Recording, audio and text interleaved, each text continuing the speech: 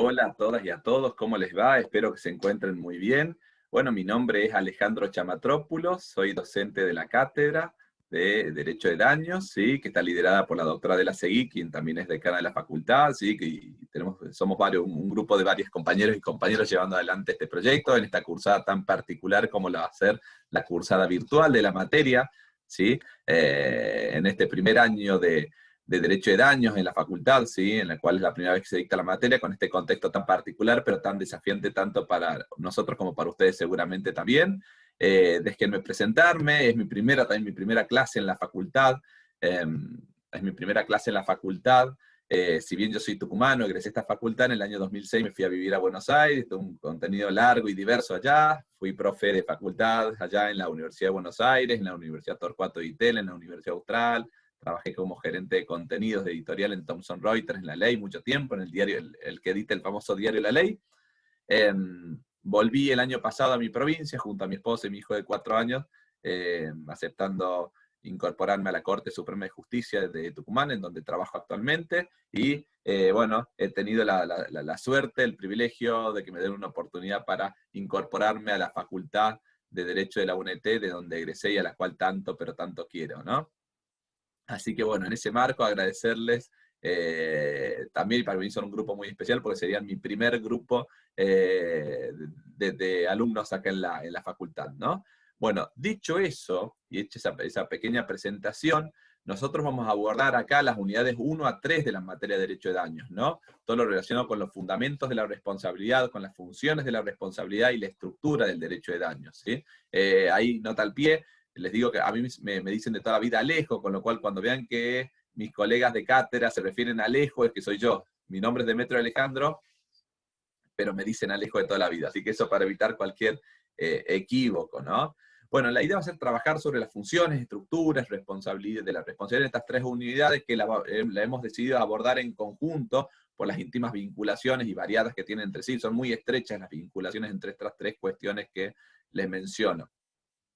La primera unidad se refiere a los fundamentos de la responsabilidad y en lo que podemos hablar ya entrando de lleno a las cuestiones en cuanto al desarrollo y la evolución de la teoría, de lo que se denomina la teoría general de la responsabilidad civil, podemos decir que justo en este momento que vivimos, la responsabilidad civil, el derecho de daños está en una profunda reconfiguración, reinvención, ¿sí? Si bien originariamente siempre estuvo presente la necesidad de reparar o entregarle a aquel que sufrió un daño algo de lo que le corresponde, algo de lo que se le sacó, y eso adquiría ribetes más dramáticos cuando el daño se sufría en la persona, no en los bienes.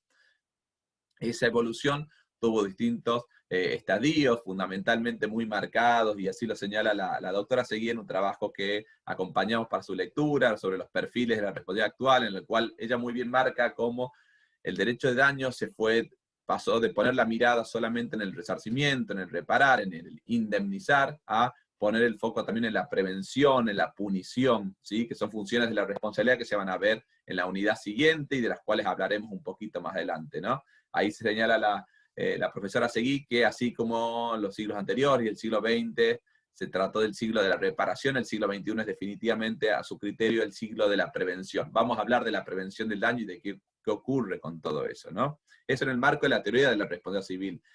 Y naturalmente si está todo en plena discusión y todo en reconfiguración en cuanto a qué se entiende por daño, una ampliación de la categoría de los daños resarcibles, el obrar antijurídico, qué se entiende por cuando uno actúa de manera contraria al derecho y obliga a que esa persona tenga que indemnizar, cuál es la relación de causalidad, cómo tiene que engancharse el daño con el daño con el obrar antijurídico, por último, quiénes tienen derecho a reclamar, los legitimados activos, etc. Todo eso hay una tendencia quizá al ensanchamiento del derecho de daño para darle mayor potencia al fenómeno indemnizatorio y reparatorio en general, ¿no? Y naturalmente eso hace que el contenido y los límites del derecho de daños se vean profundamente afectados, reconfigurados y desafiados hacia un cambio, ¿sí? Con lo cual quizás se está viviendo un momento de transición de ese viejo paradigma al nuevo paradigma del cual estamos hablando, ¿no? Entre esos propósitos y funciones, naturalmente, el deseo número 1 del derecho de daños es, de alguna manera, primero, que no haya alguien que dañe a otro, naturalmente, y quizá eso se apunta cuando ponemos que la prevención está en el centro de la escena hoy en día.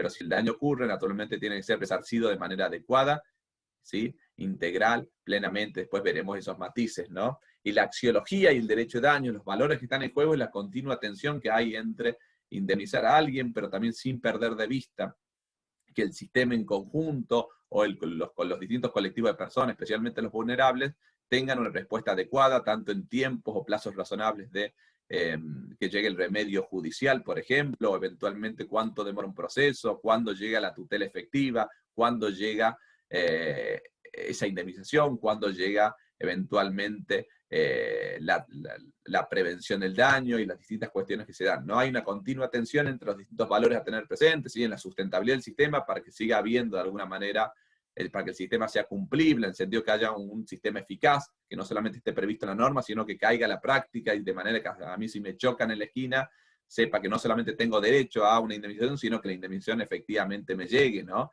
En ese marco, naturalmente, el análisis económico del derecho, y del derecho en general y del derecho de daños en particular, trata de apuntar no solamente a la foto, a lo micro, a lo chiquito, sino a la película completa, a la foto completa, ¿sí? Para tener presente que de nada serviría tener una hermosa sentencia que me diga Alejandro Chamatropoulos tiene razón y tiene de un grandísimo derecho constitucional a ser indemnizado, etcétera, etcétera, si es que esa indemnización después simplemente no llega porque, por ejemplo, hay insolvencia de los agentes dañadores.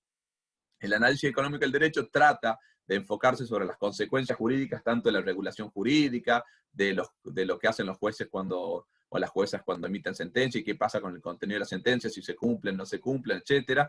Y en definitiva tratar de apuntar también no solamente a la eficacia, o sea, que las cosas se cumplan, sino a la eficiencia, a lograr los mayores resultados posibles al menor costo posible, o al costo lo más repartido posible, ¿no? Y ahí empiezan a aparecer decisiones de técnica, de política legislativa, que establecen o no la conveniencia de prever sistemas de responsabilidad especiales con particularidades, qué actividades merecen un tratamiento especial, qué actividades no lo merecen, cuál es la mejor manera de tutelar a colectivos vulnerables de personas, etcétera, etcétera, etcétera, ¿sí? Pero lo que sí queda claro es que el derecho de daño sin una mirada de análisis económico muy posiblemente quizá puede estar destinado al fracaso, independientemente que haya soluciones aisladas que puedan llegar a ser justas, ¿sí? Y particulares y con muy buen sentido de justicia, pero quizá en el camino por poner el foco en determinado caso nos olvidamos de un montón de personas que quizá tenían tanto, igual o mejor derecho que la persona que tuvo la suerte quizá de obtener una tutela judicial efectiva para su caso concreto, ¿no? En ese marco, todo esto se relaciona con lo que se denomina hoy la constitucionalización del derecho de daños, del derecho en general, del derecho privado en general. ¿Esto qué quiere decir? Que las garantías constitucionales, ¿sí? Nuestros derechos constitucionales, no solamente están en la Constitución, sino que tienen que estar expresos tácitamente en cada disposición del derecho privado y del derecho de daños. La Constitución se tiene que hacer viva en cada una de esas disposiciones, ¿sí? Para que yo, cuando me están dando mi derecho a la reparación, mi indemnización, se estén cumpliendo los estándares constitucionales y convencionales, ¿sí? Incluso marcados por la Corte Interamericana de Derechos Humanos, por ejemplo, en materia de reparación, ¿sí? Para que eso tenga una vigencia efectiva y que no solamente yo tenga que acudir y hacer jugar la Constitución versus el Código, y que antes, como pasaba en muchas ocasiones, ahora el Código del 2015, el Código Civil y Comercial de 2015, se propuso expresamente esa constitucionalización, y hoy ya no tengo que salir a buscar o generar contrapuntos a veces entre la Constitución y el Código, porque hay cierta correspondencia entre el contenido del Código Civil y Comercial, ¿sí? De las normas de derecho privado y la Constitución, ¿no? ¿Por qué? Porque hay una relación estrecha con los derechos humanos, ¿sí? El derecho de una persona a recibir una tutela efectiva, ¿sí? A recibir una sentencia en un plazo razonable, que satisfaga su interés en el sentido de cuando fue dañado, y si fue dañado en su persona con mayor razón. Y en ese marco, por ejemplo, empiezan a aparecer una serie de herramientas muy útiles, como el diálogo de las fuentes. Ese diálogo de las fuentes es un mecanismo muy interesante creado por el profesor Eric James, ¿sí? Un profesor canadiense, que enseñó en un curso célebre en La Haya, Holanda, al cual asistió la profesora brasileña Claudia Lima Márquez. Era un curso de Derecho Internacional Privado, que es una de las últimas materias que tendrán en la facultad, y en la cual ya cuando lleguen ahí seguramente descubrirán que uno de los grandes conflictos o desafíos que trae esa materia es elegir el derecho aplicable cuando hay muchos derechos aplicables, ¿sí? ¿Qué norma aplico, básicamente? Bueno, el método de diálogo de las fuentes fundamentalmente propone que se aplique aquella norma que más se acerca a los derechos fundamentales, a los derechos humanos también, ¿sí? O sea, independientemente de su jerarquía, su característica, aplico la más cercana, la que mejor correspondencia tenga con esa, en esa relación con los derechos humanos, con la constitucionalización, en definitiva, con la convencionalización del derecho de daño. Eso, la profesora Lima Márquez influyó mucho sobre los codificadores argentinos del 2015 y se trasladó ya no al derecho internacional privado, sino al derecho privado en general, de manera que hoy el derecho de daños requiere ese diálogo de las fuentes para que la reparación, por ejemplo, a la cual tengo acceso una persona, esté en correspondencia con los estándares internacionales y constitucionales aplicables, ¿sí? De este modo, entonces, terminamos de redondear, ¿sí?, los aspectos basales o sustanciales de la unidad 1 para pasar a la unidad 2, en la cual ya con ese trabajo de perfiles de la responsabilidad, del cual hablábamos hace un rato y citábamos, dejábamos entrever que a la función clásica de la responsabilidad de la reparación del daño se le sumaban novedosamente la función de la prevención del daño y la punición, ¿sí? Esa reparación que se la distingue entre plena e integral, con matices, que algunos lo toman como sinónimos porque no lo son definitivamente, va a ser abordada por una colega de la cátedra en otra unidad, después con una clase complementaria, con lo cual la paso un poquito de largo, simplemente tengan presente que la reparación fue el objetivo clásico, la característica clásica del derecho de daños, ¿sí? De algún modo,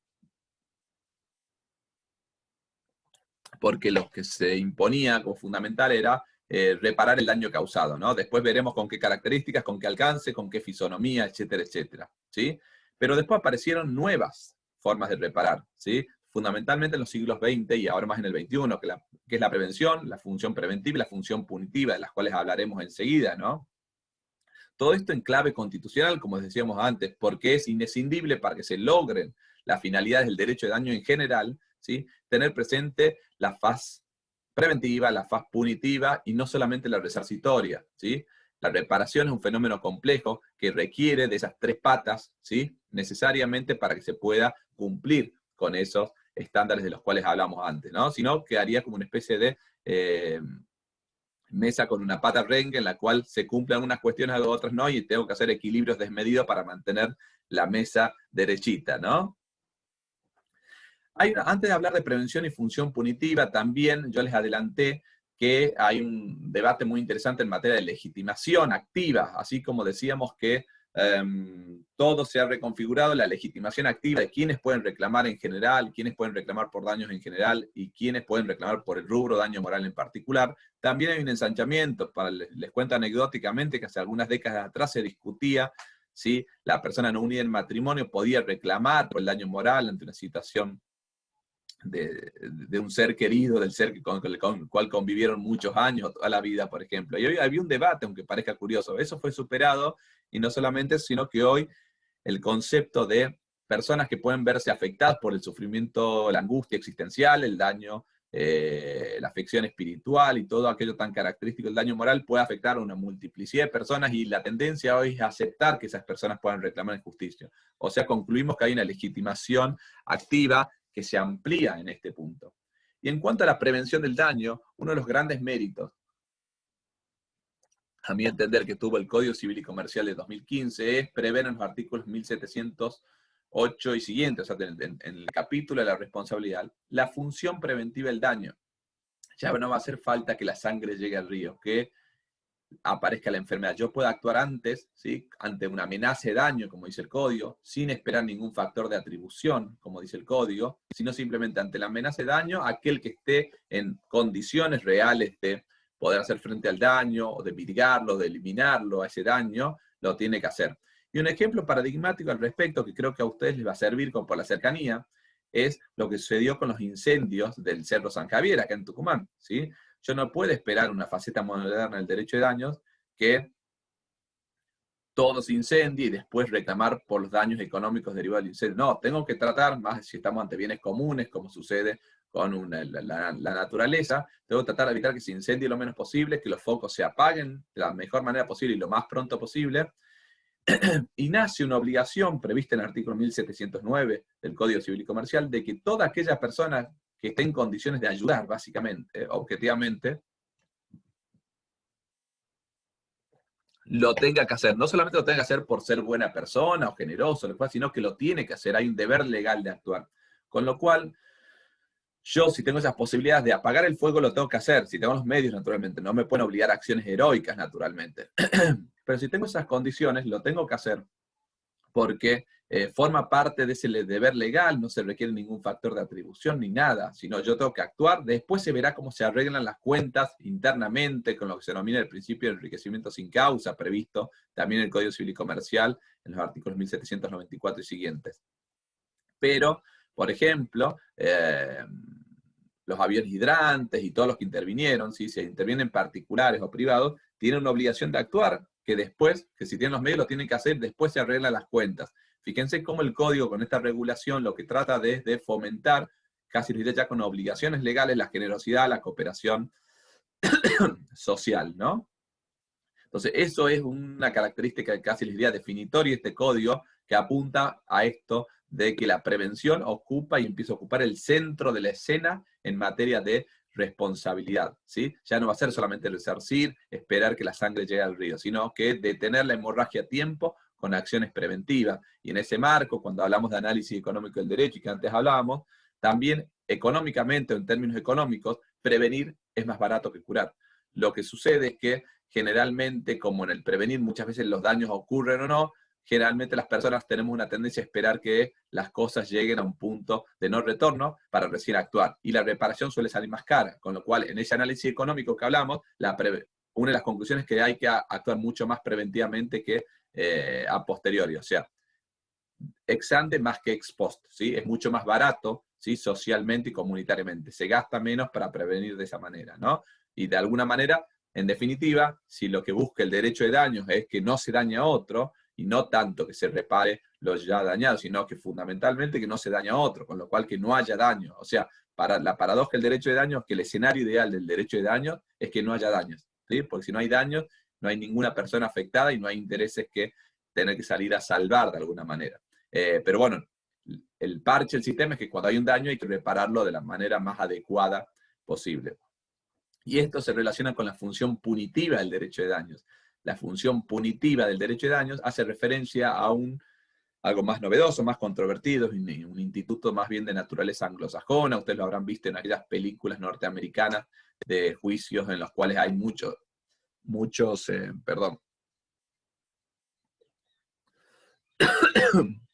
reclamos de muchos ceros, ¿sí? De muchos millones de dólares a veces, por daños ambientales, daños en el tabaco, etc.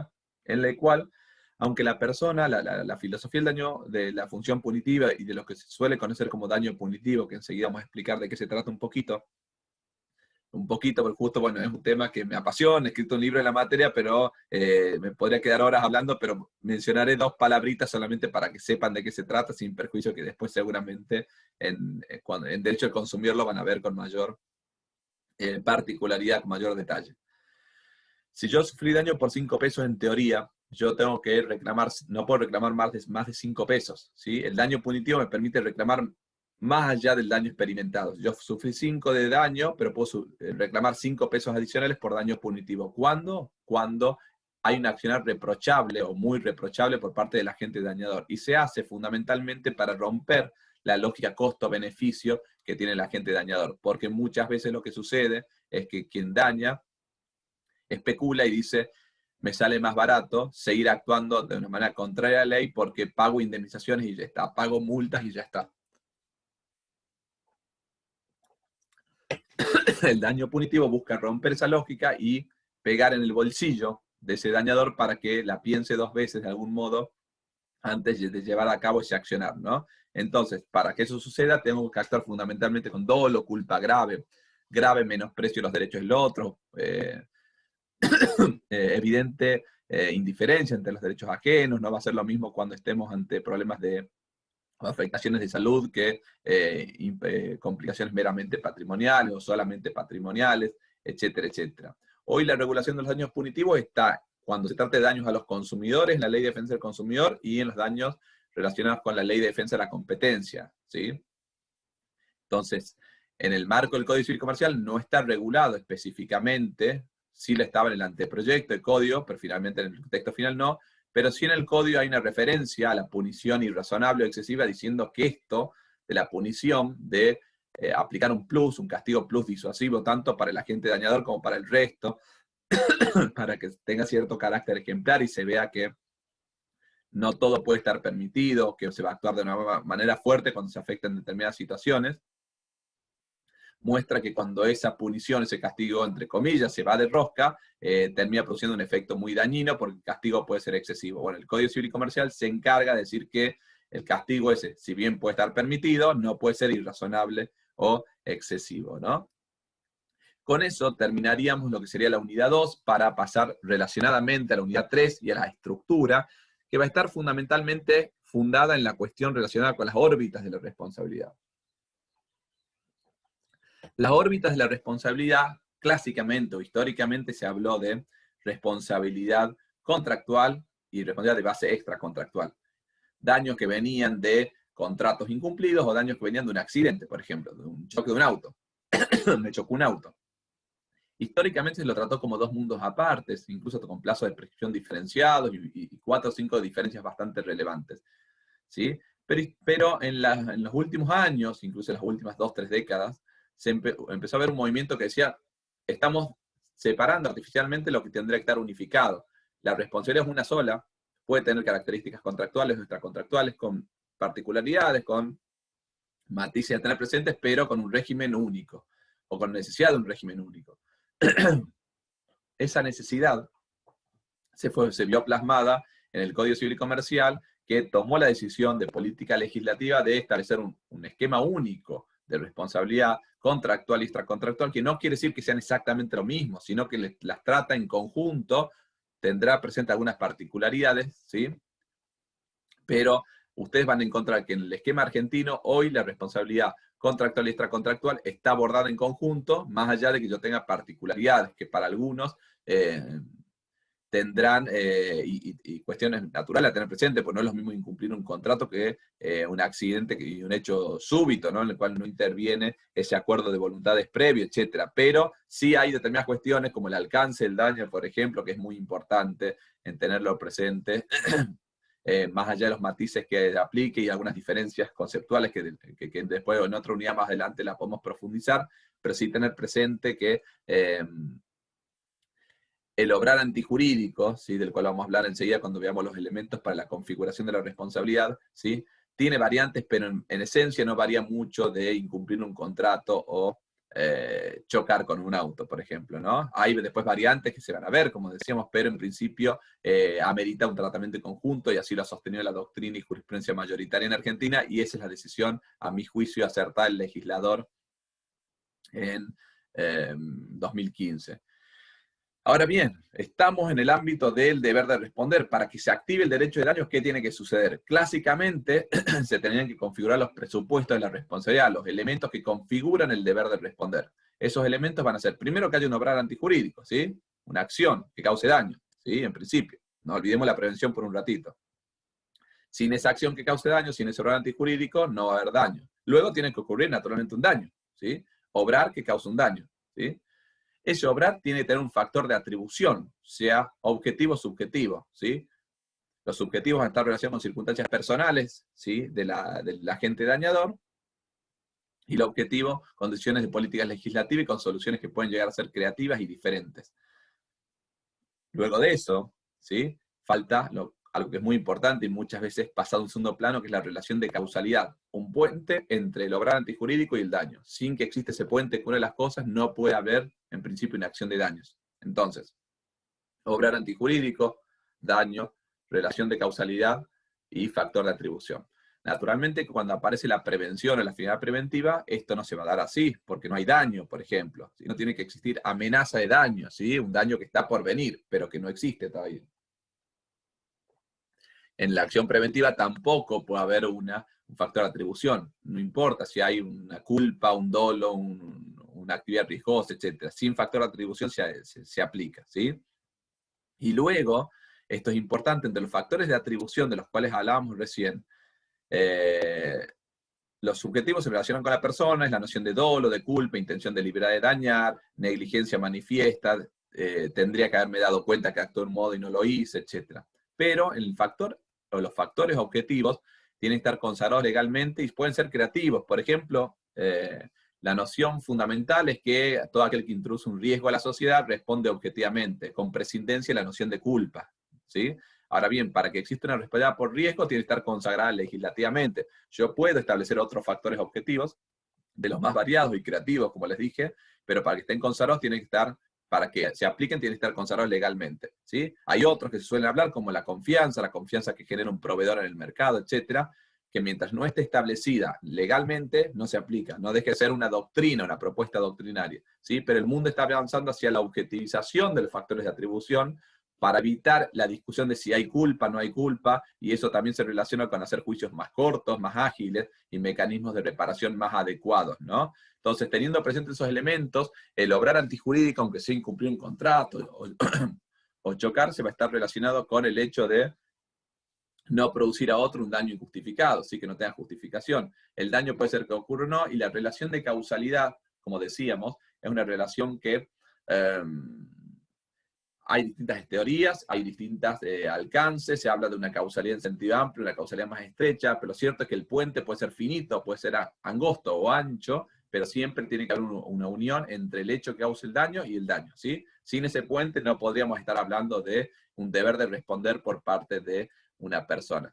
Esto ha sido un planteo en estas 3 unidades de estructuras, funciones y fundamentos que después se va a ir haciendo recurrente mientras veamos incluso algunos análisis de casos, para ver cómo se aplican estas cuestiones y cómo caen a la práctica, o cuando profundicemos la antijuridicidad, el daño, etcétera, etcétera, pero necesitamos esta visión quizá macro, de película completa, para saber de qué la va el derecho de daños hoy en día, y también para dejar de mostrar cómo se están reconfigurando cimientos que hasta hace poco eran inamovibles de este derecho de daños, del derecho de la responsabilidad, ¿sí? Así que el objetivo fundamental de estas 3 unidades, fundamentos, estructuras, funciones, apunto fundamentalmente a ello.